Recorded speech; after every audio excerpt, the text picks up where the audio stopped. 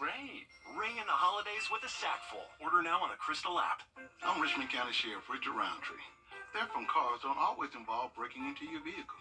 Do not make it easy for a thief to steal your weapon or other valuables from your vehicle. Please, lock your doors and do not store weapons in unattended vehicles. Zaxby's Great ate me. Zaxby's. The Live 5 for 6 Skyview Network, sponsored by Terry Lambert Hyundai. Well, we promised some rain, and it's headed our way. Unfortunately, it's just in time for the weekend. It looks as though it's going to be a wet weekend headed our way, with some decent amount of rain. A full look at that 5 or 6 forecast is coming up. Right now on News Channel 6 at 6, a possible solution to a problematic overpass. What city leaders are proposing for the Olive Road Bridge. Plus, the Christmas spirit alive in Columbia County. We'll have a live report. And cold weather means turning up the heat, right? Well, we have advice on how to stay safe while you stay warm. As News Channel 6 at 6 starts now. Live from Television Park, this is WJBF News Channel 6 at 6. Good evening, everyone. I'm Jenny Montgomery. Hi, Brad Means. Thanks for joining us as coverage you can count on begins with Augusta commissioners settling on what they say could be a solution for the Olive Road overpass. The often hit rail bridge has really perplexed city leaders for years. But now commissioners are preparing to move forward on installing a new warning device. George Escala has the story. It's the leader on the hit parade, the Olive Road overpass, and for years Augusta has worked on ways to slow down the strikes. Just last week, the track got hit again, the bridge got hit again. It's getting ridiculous. It's actually a joking matter throughout this community. City leaders now seem to believe they have found the answer. It's called a chain curtain. And research by city traffic engineers have found the devices have had success in other communities with low bridges. I feel like it's the best solution that's been proposed yet.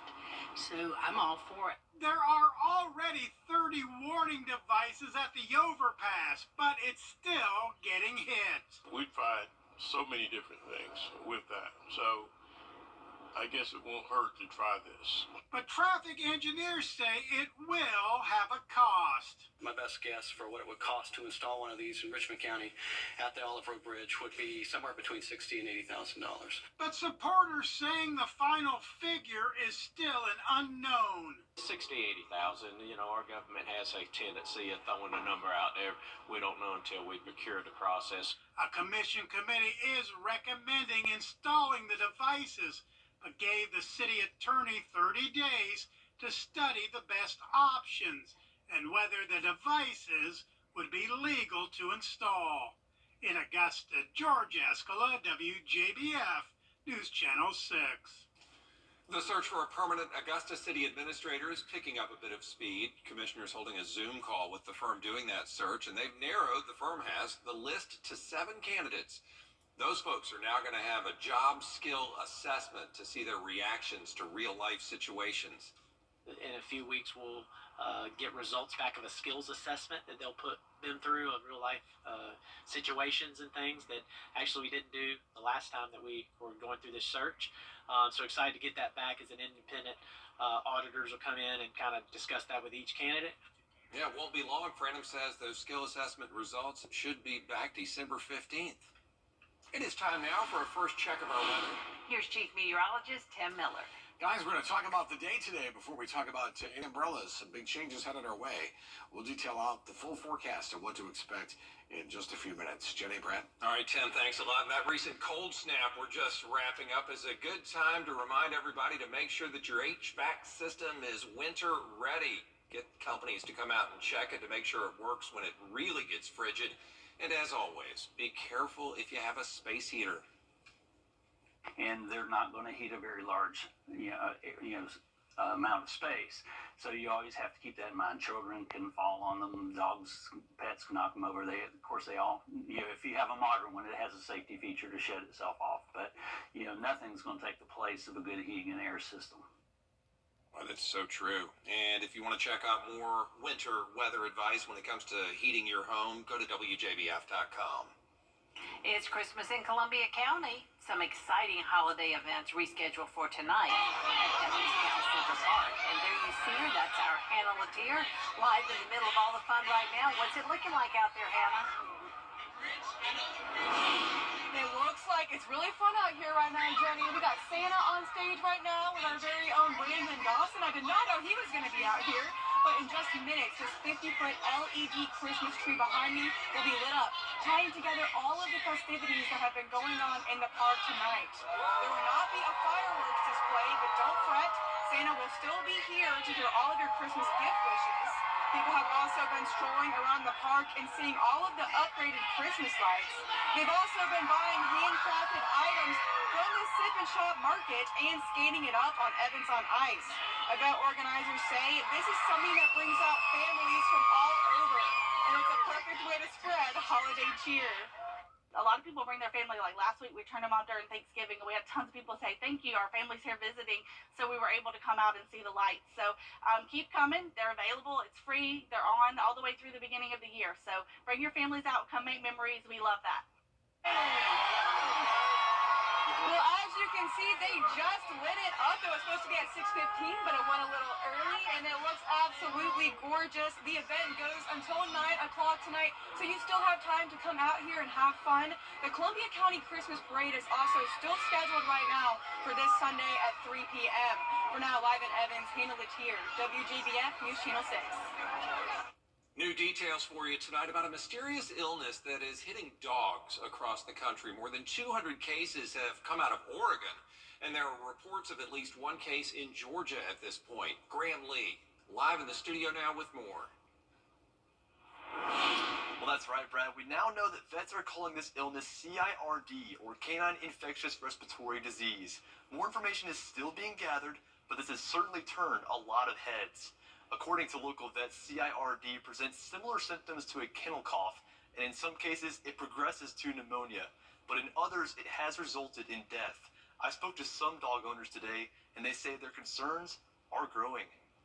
I mean, it's kind of scary as a dog owner. I mean, you don't want your dog to get sick, or because vet bills are expensive, and especially like the outcomes that could come with a dog being sick is a scary thing to think about. So a cause for CIRD has not been determined yet, but if your dog is experiencing symptoms of the disease, you're encouraged to take them to the vet. We will continue to follow this story. Brad? Graham, thanks. Still ahead, child care concerns in South Carolina. Why the issue is hurting businesses and parents. Coming up next. 70 years ago, a local legacy was born that changed television forever. Who would ever have thought that television would have become as important as it is, JB? But throughout it all, one thing that has remained the same is the passion we feel for our community and the dedication we have to our viewers. WJBF News Channel 6, celebrating 70 wonderful years of coverage you can count on.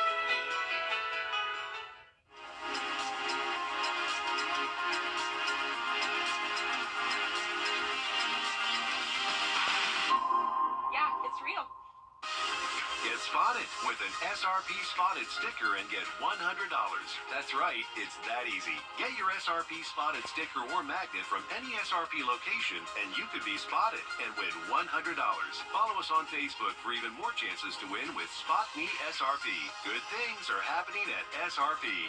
Hey, CSR, man, I just love that Southern Soul and Song. Local Living, Saturday mornings at 9:30 on News Channel 6.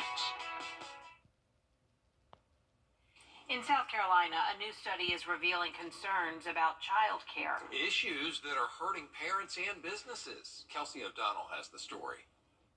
It's a growing concern for parents, businesses, and taxpayers here in South Carolina, finding high-quality child care that's both accessible and affordable. Child care, it's the workforce behind the workforce. We in this together, and it's not easy. LaVonda Paul, director of Small Impressions Child Development Center, says it's an ongoing struggle to find and keep teachers, an aspect that's adding to South Carolina's ongoing child care crisis. We got to do something about the wages. We do. Because it's getting harder and harder to find. There's more to the crisis beyond staffing concerns. If there's one teacher, you can only have a certain amount of kid per age. What's this? Single mother of a 2-year-old, Madeline Warnkin, says it's a challenge to even afford high-quality care with the rising costs. I had no idea that it would be so complicated or expensive or waiting in long waiting lists. And when you do find care, be prepared for the wait. Warnkin says some locations she considered had over a year-long wait list. Some daycares, it would be, you could find one with an opening, and it would be very expensive to almost $300 a week.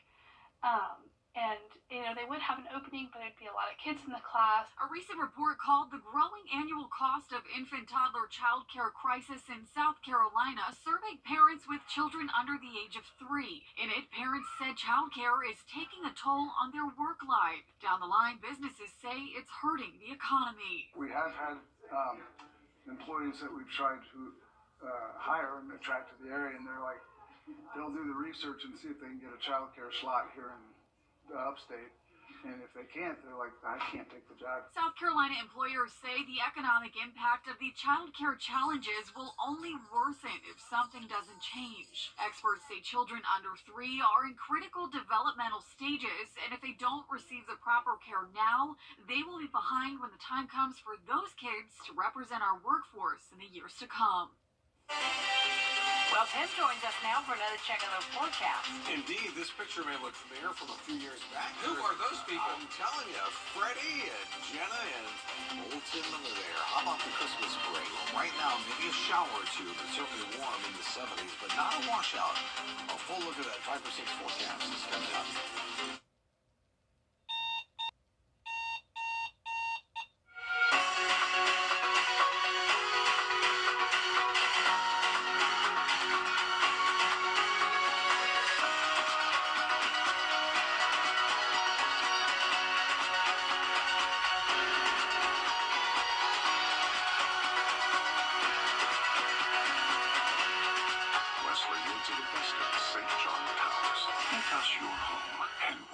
Your day, every day.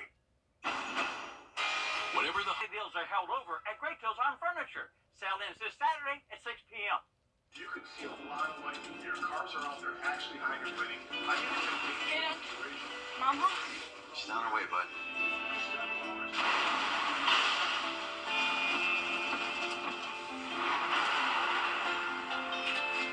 Hey, hon. It's nasty out there. Glad you're home. Stay safe. I will. Tell them to save you some. When others head in, we head out. Dominion Energy. Red Headlines on News Channel 6, brought to you by Jamie Casino Injury Attorneys. The live 5 for 6 mobile app. Download it today. Here goes the Jaguar volleyball team heading to the NCAA tournament. Made some history, won the Peach Belt regular season and tournament titles. Head coach Sharon Quarles says her team is ready for the competition. Looking forward to getting back at it this weekend. We're truly excited about where we're headed and what it means for the program for the girls this year. Going in as a 2 seed, we're looking forward to going to Wingate and playing volleyball. Well, this is the first time for winning not only the regular season, but then the conference tournament. So that's the first for the program. And we just had a 5-day break, and so we're ready to get back on the court and compete for the next step and the next leg in the journey. Go Jags. Jags are the 2 seed. They'll play Tusculum Friday at 2:30. USC can also in the tournament. They'll take on Anderson. We will be right back. I'm calling